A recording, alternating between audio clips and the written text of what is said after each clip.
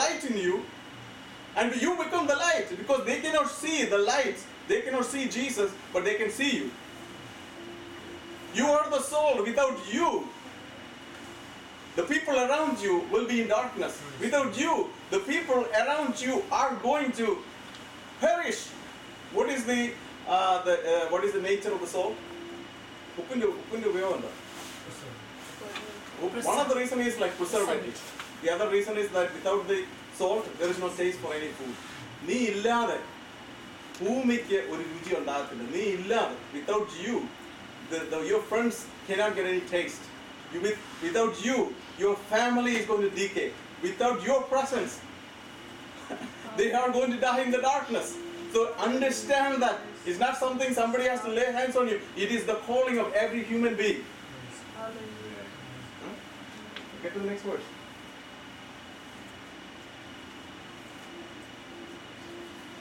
Okay, ini mortify.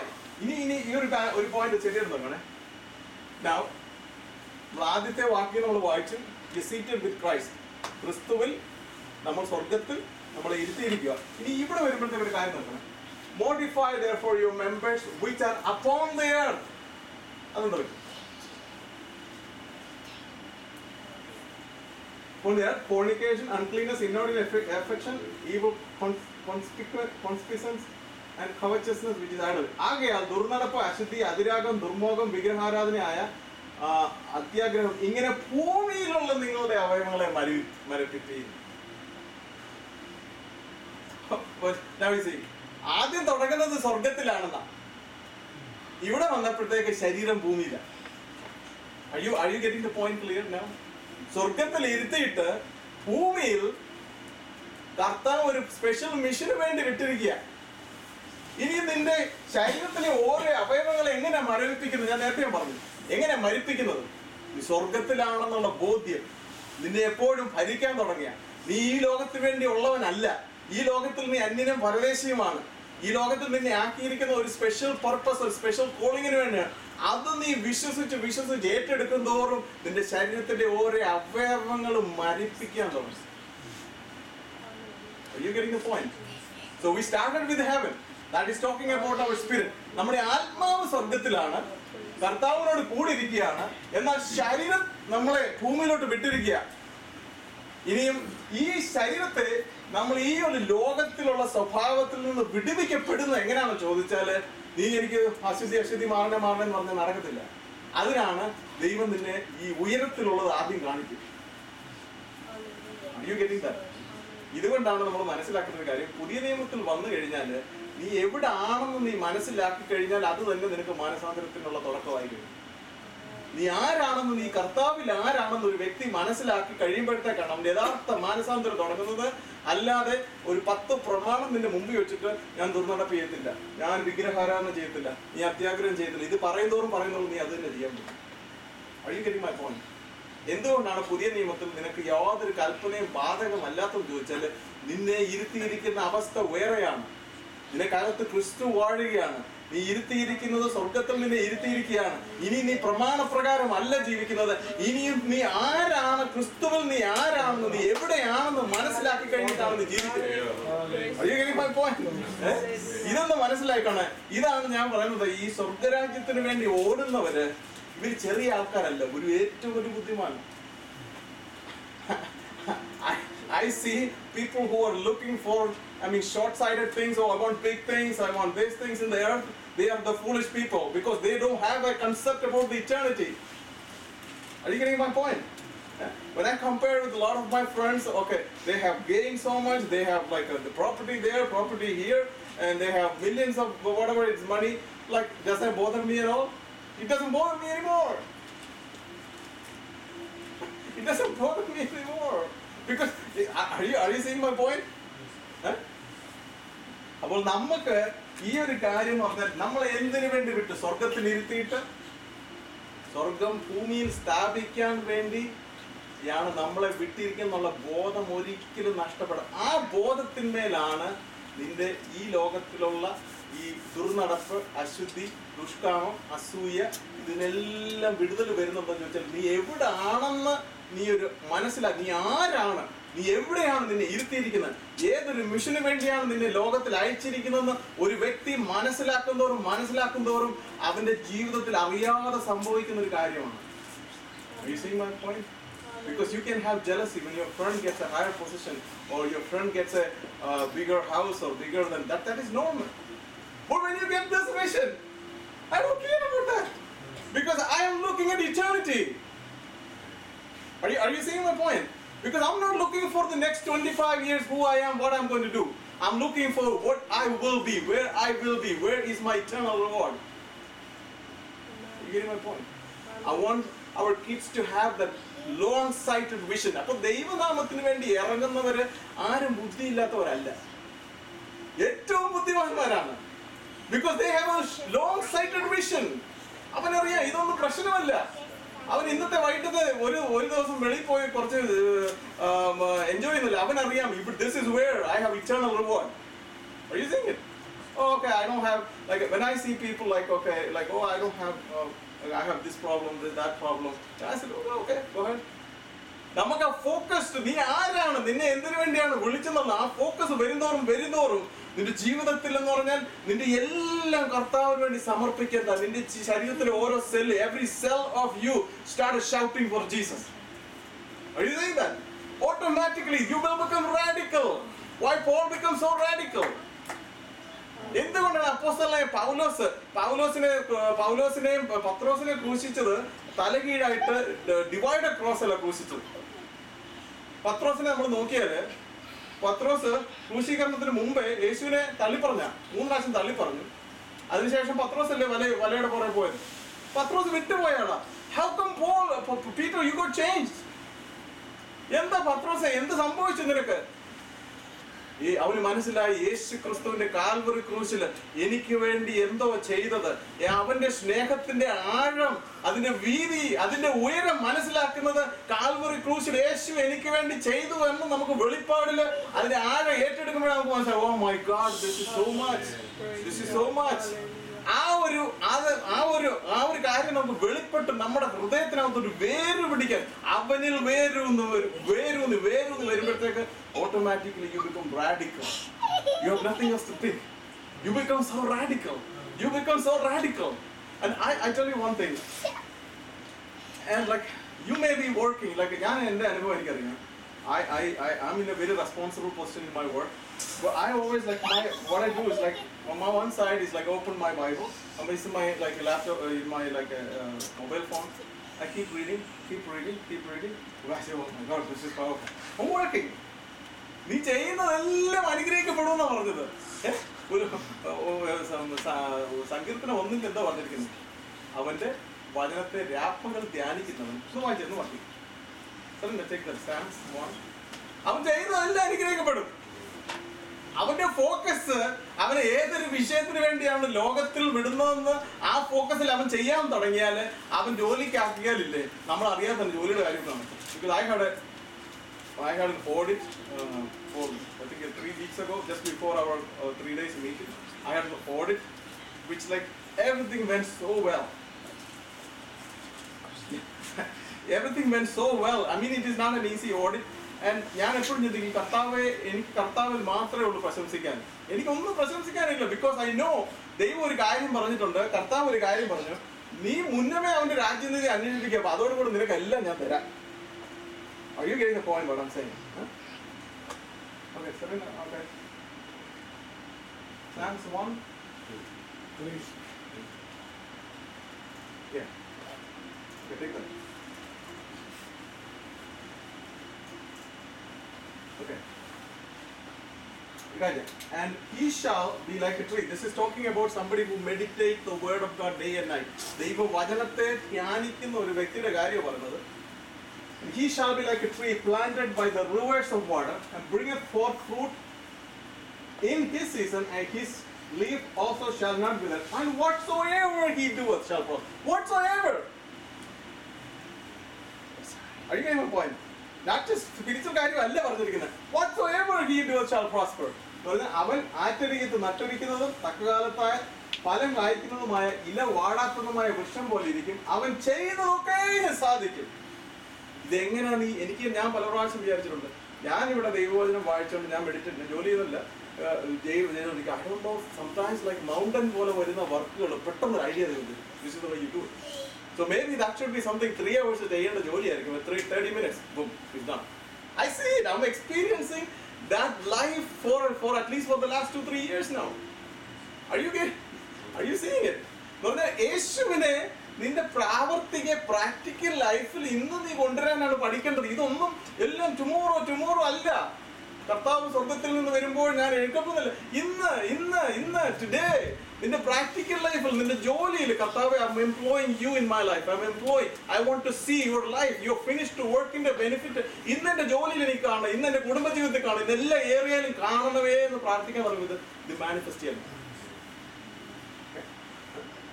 Now let me go quickly to പെട്ടെന്നൊരു important ആയിട്ടുള്ള കാര്യം പറഞ്ഞിട്ട്.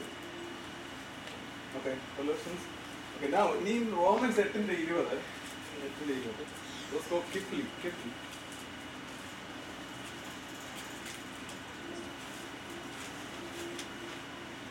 ഇനി നമ്മൾ നോക്കണം എന്തുമാണ് സൃഷ്ടി മൊത്തം. ഞാൻ നേരത്തെ പറഞ്ഞു നമ്മളും തേജസ്കീകരിക്കപ്പെടുന്ന ഒരു അനുഭവം ഈ ലോകത്തിലുണ്ട്.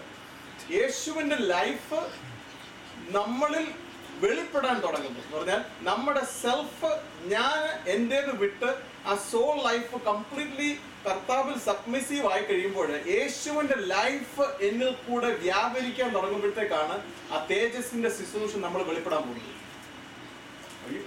തേജസ്സിന്റെ ശുശ്രൂഷ വെളിപ്പെടാൻ തുടങ്ങുന്നത് ഞാനെന്ന് പറയുന്ന ആ വ്യക്തി ഒന്നുമില്ലാതെ കർത്താവിൽ സബ്മിസീവ് ആയിട്ട് ക്രൈസ്റ്റ് എന്നെ കൊണ്ട് ലീവ് ചെയ്യാൻ തുടങ്ങുന്ന ഒരു അനുഭവമുണ്ട്. അതുകൊണ്ടാണ് അപ്പോസ്തലനായ പൗലോസ് പറഞ്ഞത്, it's no longer I who live, but Christ live through me. ഞാനല്ല ഇനി ജീവിക്കുന്നത്, ക്രിസ്തു അത്രേ എന്നിൽ ജീവിക്കുന്നത്. ക്രിസ്തു എന്ന് നിന്നിൽ ജീവിക്കാൻ തുടങ്ങുന്നു, അന്ന് നിന്റെ ജീവിതത്തിൽ തേജസ്സിന്റെ ശുശ്രൂഷ വെളിപ്പെടാൻ. Using that, it's not something that some people are anointed to do that. No. You ക്രിസ്തു എന്ന് നിന്റെ ജീവിതത്തിൽ വെളിപ്പെടുന്നു എന്ന് പറഞ്ഞാൽ എന്ന് നീ എന്നുള്ള ആ വ്യക്തിത്വം മാറിയിട്ട് ഇനി ഞാനല്ല ജീവിക്കുന്നത്, ക്രിസ്തു അത്രേ ജീവിക്കുന്നു എന്നുള്ള ആ ഒരു റെവലേഷനിലേക്ക് നമ്മൾ വന്നു കഴിയുമ്പോൾ ക്രിസ്തുവിന്റെ ജീവൻ നമ്മൾ വ്യാപരിക്കാൻ തുടങ്ങും. അന്നേരമാണ് you become the light, you become the salt. അതുവരെ നമ്മൾ ഇരിക്കുന്നുണ്ടോ, ഞാൻ ഈ പറയുന്നത്, ഞാൻ 10-20 വർഷങ്ങളായി ഞാൻ രക്ഷിക്കപ്പെട്ടു, ഇതും വ്യാപരിക്കുന്നില്ല. ഇതെന്താ വ്യാപരിക്കാതെ? നീ വ്യാപരിക്കാത്ത ഒരൊറ്റ കാര്യമുള്ളൂ വ്യാപരിക്കാതെ. നമ്മൾ എനിക്കെന്തോ കിട്ടും. ഇത് സെൽഫ് സെന്റേർഡ്നെസ്. ആ സെൽഫ് സെന്റേർഡ്നെസ് മാറി കഴിയുമ്പോഴത്തേക്ക് കർത്താവിന്റെ ആ ഗ്ലോറി നമ്മൾ വ്യാപരിക്കുന്നു. ആ ഗ്ലോറി വ്യാപരിക്കുന്ന ഒരു കൂട്ടം ജനത്തെ കൊണ്ട് മാത്രമേ കർത്താവിന് ഈ സഭ പണിയാൻ പറ്റുള്ളൂ.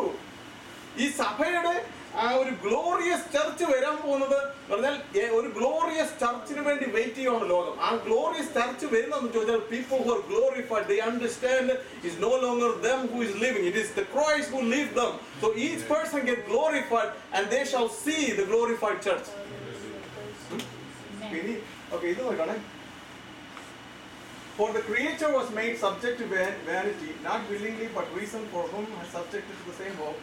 സൃഷ്ടി ദ്രവത്തിന്റെ ദാസ്യത്തിൽ നിന്ന് വിടുതലും ദൈവമക്കളുടെ തേജസ്സാകുന്ന സ്വാതന്ത്ര്യവും പ്രാപിക്കും എന്നുള്ള ആശയോടെ മായക്ക് കീഴ്പ്പെട്ടിരിക്കുന്നു. എന്തോ ഈ സൃഷ്ടികൾ മൊത്തം വെയിറ്റ് ചെയ്യുന്നത്? സൃഷ്ടി എന്ന് പറഞ്ഞാൽ anything outside what you are seeing. എല്ലാ സൃഷ്ടിയും ഇങ്ങനെ വെയിറ്റ് ചെയ്യുക, ആകാംക്ഷയോടെ വെയിറ്റ് ചെയ്യാണ്. What are they waiting? When are you going to get the glorified level? Can you believe that? Yeah, sometimes I look at like when I go out and I see that all these trees, all these things are saying that, why are you waiting? What are you doing, man? I believe they know it. What are you doing? You're looking more on the earthly things and you're trying to grab everything and trying to earn everything, and you think you're a successful person in the world. No. We wanted your glorification for our deliverance. I hope you got it. Yeah. You're getting it. സൃഷ്ടി ദ്രവത്വത്തിന്റെ ദാസ്യത്തിൽ നിന്ന് വിടുതലും ദൈവമക്കളുടെ തേജസ്സാകുന്ന സ്വാതന്ത്ര്യവും പ്രാപിക്കും എന്നുള്ള ആശയോടെ മായയ്ക്ക് കീഴ്പ്പെട്ടിരിക്കുന്നു. The creation is waiting for the manifestation of the sons of God. Now, it's talking about now.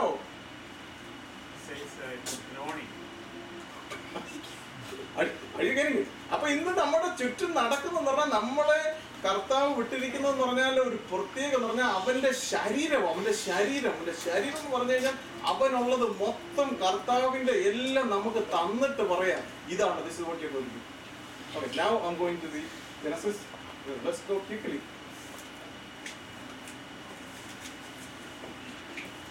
Genesis 1:26. This is the കാതലായിട്ടുള്ള point. Because I didn't want to start from Genesis because God has showed me something.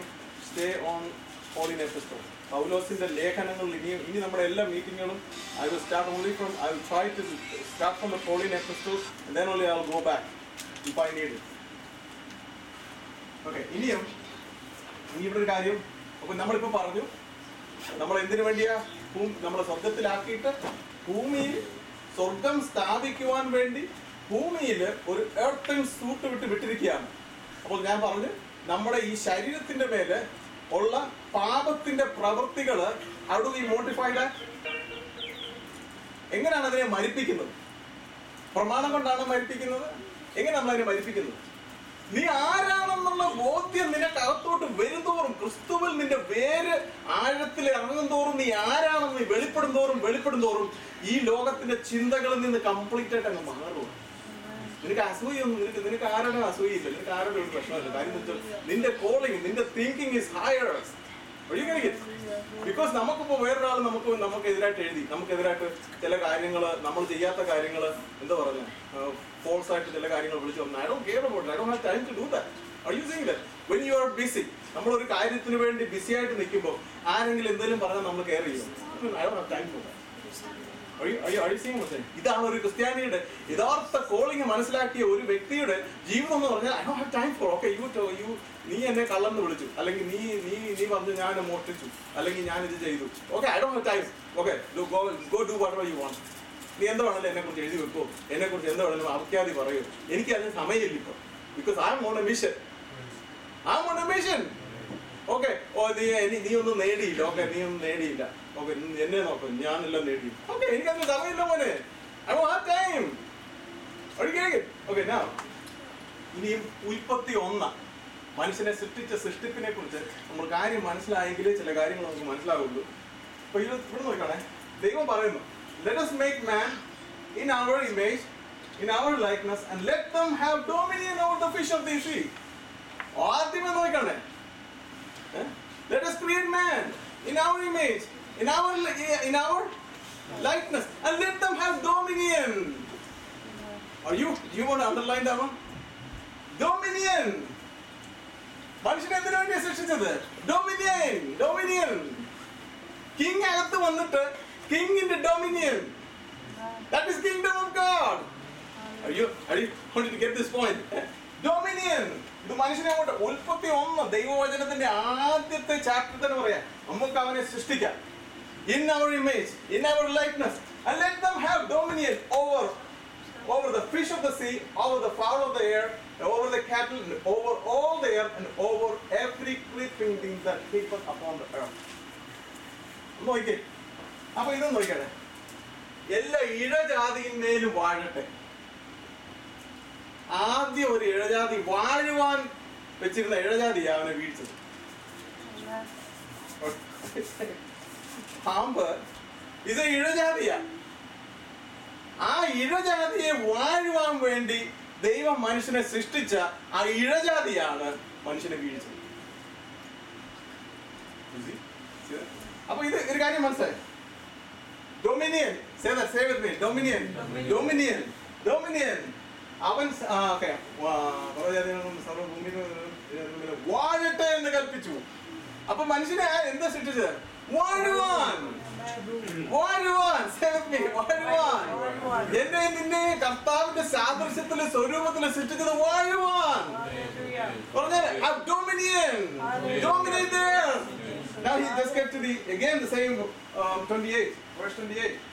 ഇത് തന്നെ വീണ്ടും original ക്രിയേഷന്റെ purpose ഒന്ന് മനസ്സിലാക്കണം. Okay, now and God blessed them, and God said unto them, be fruitful and multiply, replenish the earth, subdue and have dominion over the fish of the sea, and over the fowl of the air, and over every living that moveth upon the earth. Again, are you getting the point? So മനുഷ്യനെ സൃഷ്ടിച്ചത് വാഴുവാൻ, വീഴുവാനല്ല, വാഴുവാൻ. സകല ഇഴജാതികളുടെ മേലും വാഴുവാനാണ് അവനെ സൃഷ്ടിച്ചത്. എന്നാൽ ഇഴജാതിയാണ് അവനെ വീഴ്ചത്.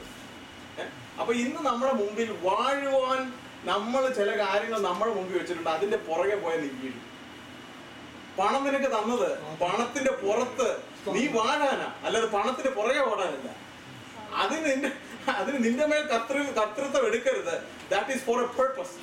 ഇതെല്ലാം ഒരു പർപ്പസിന് വേണ്ടിയാണ് നമുക്ക് തന്നിരിക്കുന്നത്. വീട് നിനക്ക് തന്നത്, ആ വീടിന്റെ മേൽ നീ അതിന്റെ കയറി അത് നിന്നെ വാഴാൻ ഒരിക്കലും അനുവദിക്കരുത്. ജോലി നിനക്ക് തന്നു, നല്ല ജോലിയാ, അത് നിന്നെ വാഴുവാൻ അനുവദിക്കരുത്. നീ അതിനെ വാഴുവാൻ അനുവദിച്ചാൽ നിന്നെ വീഴിക്കും. പോയിന്റ്. വാഴുവാൻ, ഇടജാതിയുടെ മേൽ വാഴുവാൻ പറഞ്ഞിരുന്നതായ ആദാമിന് എന്തിനാ അവൻ പറഞ്ഞത് കേൾക്കാൻ പോയത്? നീ അവനെ വാഴേണ്ടത്, നീ അവനെ വാഴേണ്ടതിന് അവൻ പറഞ്ഞെന്തിനാ നീ ഏറ്റെടുക്കാൻ പോയത്?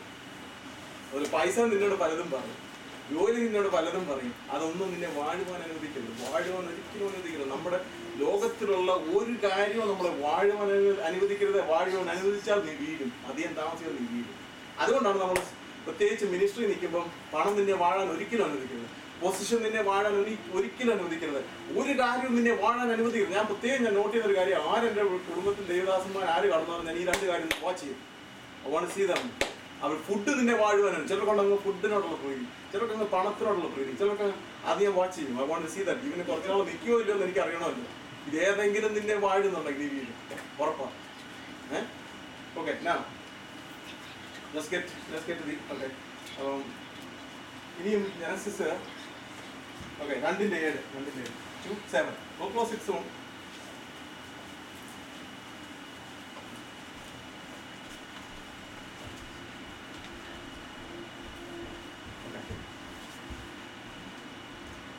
ഇനി നമ്മൾ ഒരു ആഴത്തിലുള്ള ചില കാര്യങ്ങൾ പോവുകയാണ്. അപ്പൊ നമ്മൾ മനസ്സിലായി, ഒരു സംശയവും ഇല്ല, നിങ്ങൾക്ക് ഒരു സംശയവും ഇല്ല, ഡോമിനേറ്റ് ചെയ്യാൻ വേണ്ടിയാണ് സൃഷ്ടിച്ചത്. B fruitful, multiply, subdue and dominate the earth. ഇതാണ് നിന്നെ ദൈവത്തിന്റെ പ്ലാൻ ചേഞ്ച് ചെയ്തിട്ടില്ല. God has never changed his plan about the human race. എന്നാ ഈ ചർച്ചിന് ചേഞ്ച് വന്നത്? എവിടെയെങ്കിലും ഒരു അത്ഭുത അടയാളം നടത്തി കഴിഞ്ഞാൽ ഉടനെ പറയുന്നത് റോങ് ടീച്ചിങ് എന്ന് വന്നു. How can you read the Bible? If you read the Bible, how can you say that when there is അന്ത്യകാലത്ത് എന്താ പറയുന്നത്, എവിടെ ഒരു രോഗശാന്തിയോ എവിടെയെങ്കിലും ഒരു ഭൂതശാന്തിയോ നടന്നാൽ പറയും അന്ത്യകാലത്ത് അനേകർ വന്ന് വീര്യപ്രവൃത്തികൾ ചെയ്യും, അവരെ ഞാൻ അറിയുന്നേ ഇല്ല.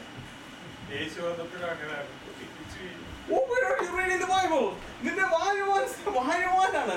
വാഴാൻ വേണ്ടി സൃഷ്ടിച്ച വീട് പോയപ്പം ആ വീഴ്ചക്കകത്തൊരു 4000 വർഷം മാനവജാതിക്ക് നഷ്ടപ്പെട്ടു. വാഴുവാൻ വേണ്ടി സൃഷ്ടിച്ച ആദാമ്യ വർഗം വീണു പോയപ്പോൾ വീഴ്ചക്കകത്തൊരു 4000 വർഷം I think it is 4000 years മാനവ ജാതിക്ക് നഷ്ടപ്പെട്ടു പോയി. ആ വീണു പോയ മാനവ വർഗത്തിനകത്തൊരു മൈൻഡ് സെറ്റ് ഉണ്ടായി. ആ മൈൻഡ് സെറ്റ് ആണ് ലോകം. ഞാനെല്ലാം വീണുപോയി. ആ സഭ ആ മൈൻഡ് സെറ്റ് ഇരിക്കേണ്ടവനല്ല. സഭ അത് വിളിച്ചു പറയുകയാണെങ്കിൽ ഈ ലോകക്കാരെ പോലെ ആയി. നീയും ദൈവസഭയും തമ്മിലുള്ള വ്യത്യാസം ഉണ്ടോ? ലോകവും ദൈവസഭയും തമ്മിലുള്ള വ്യത്യാസം ഉണ്ടോ? It's A thinking. നീ വീണ്ടും വാഴുവാൻ നിന്നെ റീക്രിയേറ്റ് ചെയ്തിരിക്കുക. കർത്താവിൽ നിന്നെ ആദാം ഏദൻ തോട്ടത്തിൽ വീണ് പോയെങ്കിൽ യേശു ക്രിസ്തുവിൽ വീണ്ടും റീക്രിയേറ്റ് ചെയ്ത് സ്വർഗത്തിൽ ഇരുത്തിയിട്ട് നിന്നെ ഇപ്പൊ വീണ്ടും ഭൂമിയിലോട്ട് വാഴാൻ വിട്ടിരിക്കുക. 4000 വർഷത്തെ പഴയ നിയമത്തിനകത്ത് കിടന്ന് ഉരുളാതെ അതിനകത്ത് എന്തോ സംഭവിച്ചെന്ന് മനസ്സിലാക്കി യേശു ക്രിസ്തുവിന്റെ പൂർത്തീകരണ പ്രവൃത്തിക്കകത്ത് വീണുപോയ നിന്നെ വീണ്ടും സ്വർഗത്തിൽ ഇരുത്തിയിട്ട് വാഴുവാൻ വീണ്ടും വിട്ടിരിക്കുകയാണ് എന്നത് മനസ്സിലാക്കുക. സഭ വാഴുവാൻ വേണ്ടി നിന്നെ വിട്ടിരിക്കുകയാണ്. നിന്റെ കുടുംബത്തിൽ അനേകരുടെ മുമ്പിൽ നിന്നെ ആണെങ്കിൽ ഉപ്പായിട്ട് വിളക്കായിട്ട് ശോഭിക്കുവാൻ നിന്നെ ആക്കിയിരിക്കുകയാണ്. നീ മറ്റുള്ളവരുടെ പുറകെ പോകരുത്. നിന്നെ ലോകത്തിലുള്ള ഒന്നും തന്നെ നിന്നെ വാഴുവാൻ അനുവദിക്കും. നീ അതിനെ വാഴണം. അത് നിന്നെ വാഴുവാൻ തുടങ്ങിയാൽ നിന്നെ വീഴിക്കും. ഇന്നലെ നീ നാളെ നീ വീഴും. Okay, now the Lord God formed the man of the dust of the ground and breathed into his nostril and the breath of life, and the man became a living soul. യഹോവയായ ദൈവം നിലത്തെ പൊടി കൊണ്ട് മനുഷ്യനെ നിർമ്മിച്ചു. അവന്റെ മൂക്കിൽ ജീവശ്വാസം ഊതി മനുഷ്യൻ ജീവനുള്ള ദേഹിയായി തീർന്നു. അപ്പൊ ചിന്തിച്ചു നോക്കണേ, ഭൂമിയിൽ നിന്ന് മണ്ണെടുത്തിട്ട് ദൈവം മനുഷ്യനെ ഫോം ചെയ്തു. Out of the dust of the earth, he formed man's body. Man's body, നമ്മുടെ ശരീരം ഈ ലോകത്തില് മണ്ണിൽ നിന്ന് എടുത്ത് ദൈവം ഫോം ചെയ്തു. അപ്പം dust from the earth, from beneath, and then on that body, which is out of the dust, he breathed the breath of life. അവൻ തന്റെ ജീവന്റെ ശ്വാസം ആ ശരീരത്തിലോട്ട്. അന്നേരം ജീവനില്ല, ആ മട്ട് ഒരു സ്റ്റാച്യു പോലെ ഇങ്ങനെ കിടക്കുക. അതാണ് that's what I look at it. And ദൈവം ഊതിയപ്പം man become a living soul. Now you see that? This is where I wanted to understand. So മനുഷ്യന് ഒരു ശരീരമുണ്ട്, മനുഷ്യന്റെ ദൈവത്തിൽ നിന്ന് വന്ന ശ്വാസം, the breath of life, that is man's spirit. I want you to get this point. Okay, ഇത് ശരിയായിട്ട് മനസ്സിലായില്ലെങ്കിൽ അത് ഒരു കൺഫ്യൂഷൻ ഉണ്ടാക്കുന്ന ഒരു ഏരിയയാണ്. ദൈവം ആദാമിൽ ഊതിയപ്പം ആ ഊതിയതാണ് മനുഷ്യന്റെ ആത്മാവായിട്ട് വന്നത്. അത് ഇയ്യോബിന്റെ പുസ്തകത്തിനകത്ത്, നെക്സ്റ്റ് ടൈം ഔട്ടേക്ക്, ഇയ്യോബിന്റെ പുസ്തകത്തിൽ ഇയ്യോബ് ഒരു കാര്യം പറയുന്നുണ്ട്. പ്രാണനാഥന്റെ ജീവശ്വാസം എൻ്റെ ആത്മാവായി പരിണമിച്ചെന്ന് പറഞ്ഞു. അതിന്റെ ജീവനായിട്ടുണ്ട് ഇയ്യോബ് പറയുന്നു. പിന്നെ ശരീരം മണ്ണുകൊണ്ട് സൃഷ്ടിച്ചിട്ട് ദൈവം തന്റെ ശ്വാസത്തെ ആദാമിലോട്ട് ഊതിയപ്പം Adam become a living soul. അപ്പൊ മൂന്ന് കാര്യമുണ്ട് ആദാമിന്. എന്തൊക്കെയാ പറയുന്നത്? spirit from above, body from beneath, and he has a soul that couples spirit and the body. Are you getting my point? അപ്പം അവനെ ശരീരം ഭൂമിയിൽ നിന്ന് എടുത്തു, mud out of the dust of the earth, got formed എന്നാണ്. എന്നിട്ട് അതിനകത്തോട്ട് he breathed his breath of life into Adam become a living soul. This is very important for us. Living soul എന്നാണ് പറഞ്ഞിരിക്കുന്നത്. അപ്പൊ അവന് മൂന്ന് ഘടകമുണ്ട്.